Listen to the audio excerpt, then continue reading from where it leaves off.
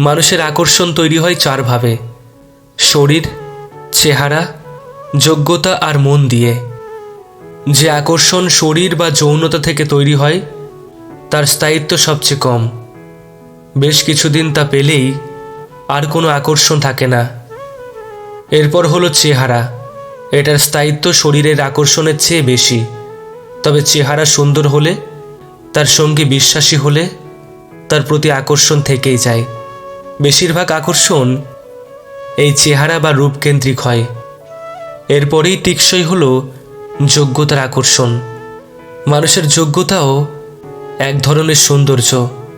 যোগ্যতার জন্য যে আকর্ষণ তৈরি হয় তার স্থায়িত্ব হয় অনেক বেশি। সবচেয়ে বেশি টিকসই হলো মনকেন্দ্রিক আকর্ষণ। কিন্তু মনের আকর্ষণ সহজে তৈরি হয় না। এর জন্য সময়ের দরকার হয়, অনুভূতি তৈরির দরকার হয়। এটি যেমন ধীরে ধীরে তৈরি হয়, তেমনি এটার স্থায়িত্ব সবচেয়ে বেশি।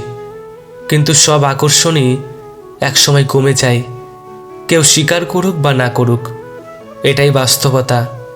তবে এর সাথে সাথে সময়ের প্রেক্ষিতে ব্যালেন্সও তৈরি হয়ে যায়। আকর্ষণ একসময় গিয়ে পরিণত হয় অভ্যাসে, মায়াতে, দায়িত্বে। সেই অভ্যাসের কারণে, মায়ার কারণে, দায়িত্বর কারণে দুজন মানুষ বাকি জীবন একসাথে পার করে অবলীলায়।